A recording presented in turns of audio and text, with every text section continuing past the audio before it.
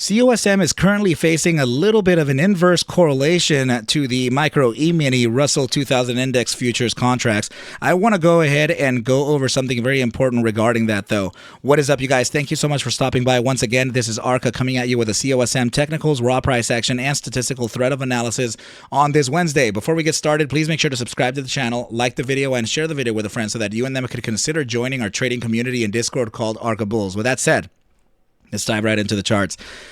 Okay, team. So yeah, we are looking at the Russell 2000 index futures versus the spot price action of COSM, right? So this is the futures contracts from the Chicago Mercantile Exchange, right? So this is actually something that I keep in high regard regarding indices, right? So what I want to point out here is that you can see very, very clearly that there is this inverse correlation happening right now, right, with this downside here and the upside here on the index. So what I like about this is that the index is about to prepare to actually make a continuation to the upside here, and I can tell because of the moving averages. Please notice here that the price action is currently in the conversion of making that SMA 10 into a support before continuing on to the upside, right? So this is very good, very bullish.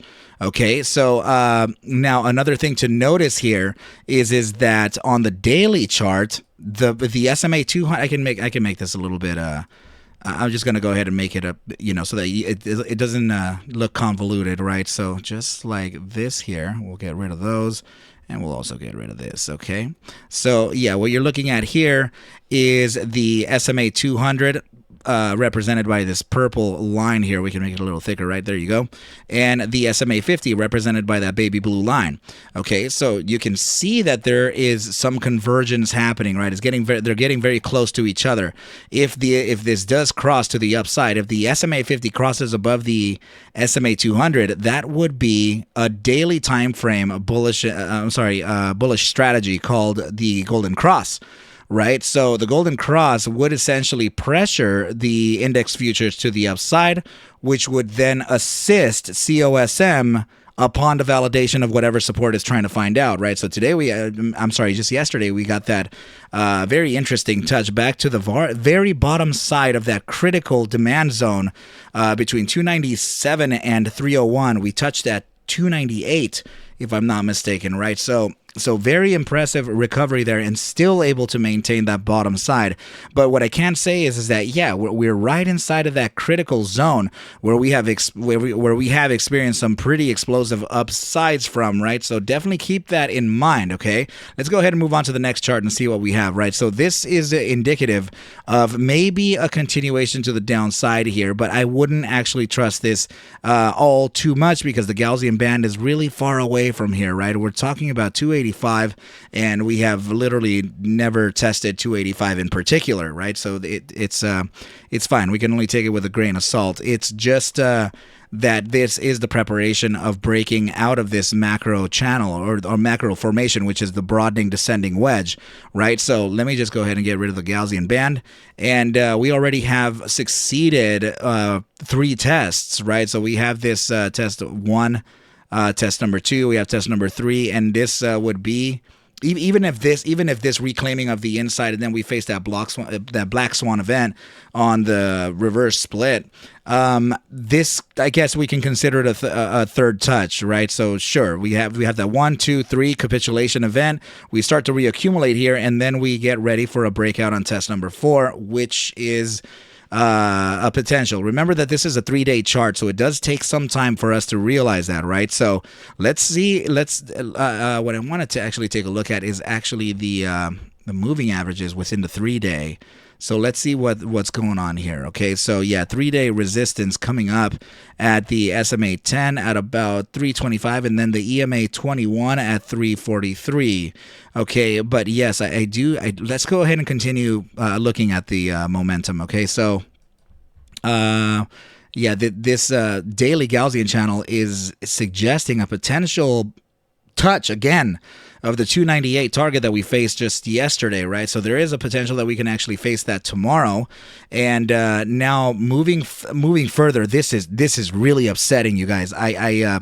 I noticed that my notes are entirely missing. I have no idea where they have gone. Like, it's like somebody came in and like deleted my notes right out of the session here. And this is consistent of a volatility versus momentum backtest here throughout the entire trading history of the COSM asset on the daily chart. All of these are my notes, right? But my sample set, my standard deviations, all of it, it's gone. Like, I don't understand why it's not there anymore.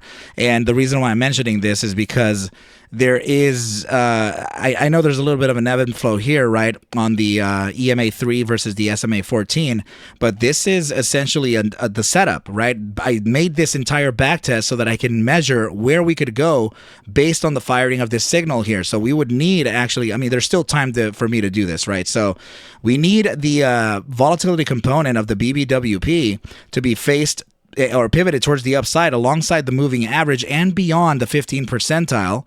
That paired with, ideally an upside pivot of the exponential moving average 3 period and a simple moving average 14 period, right? That entire criteria here would lead to an upside of which I literally don't know anymore, right? So I'm gonna have to go ahead and recalculate everything and present the data set hopefully in the next video that we release for COSM, right, team? So let's go ahead and now move on to the next chart here. Try to not make this too long, right? So what I want you to notice here is that we have 2 consecutive candles with very long wicks to the downside. That is usually representing bull strength.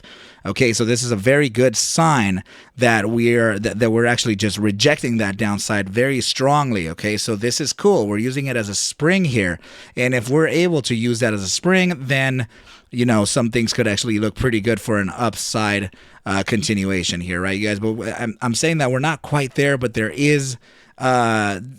It's just consolidation yet again. Okay, but we wanna keep an eye on the targets here because we are at a critical demand.